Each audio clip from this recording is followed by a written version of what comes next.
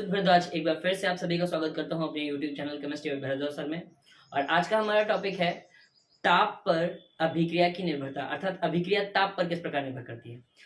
होता क्या है, जब हम अभिक्रिया का ताप बढ़ाते हैं तो अभिक्रिया में अभिकारक अणुओं की गतिज ऊर्जा बढ़ जाती है और गतिज ऊर्जा बढ़ जाने की वजह से ये क्या करते हैं, अनियमित रूप से टेढ़ी मेढ़ी गति करते हैं, दामिनी गति करते हैं, जिस कारण ये आपस में टकराने लगते हैं।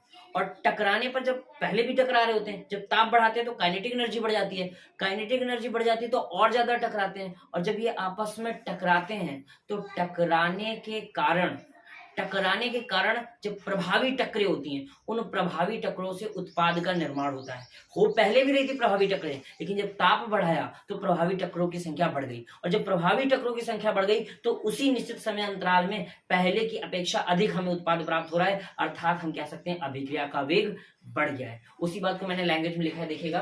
कहते हैं अभिक्रिया का ताप बढ़ाने पर अभिकारक अणुओं की गतिज ऊर्जा में वृद्धि होती है और वृद्धि के कारण प्रभावी टक्करों की संख्या बढ़ जाती है, और जिस कारण हमें उत्पाद शीघ्र प्राप्त होने लगता है, अर्थात अभिक्रिया का वेग बढ़ जाता है। अभिक्रिया का ताप बढ़ाने पर अभिक्रिया का वेग बढ़ जाता है। ठीक है, एक नोट पॉइंट ये है कि अगर हम अभिक्रिया का वेग लगभग 10 डिग्री सेल्सियस बढ़ाते हैं, अगर हम अभिक्रिया का ताप लगभग 10 डिग्री सेल्सियस बढ़ाते हैं तो अभिक्रिया का वेग लगभग दोगुना प्राप्त होता है।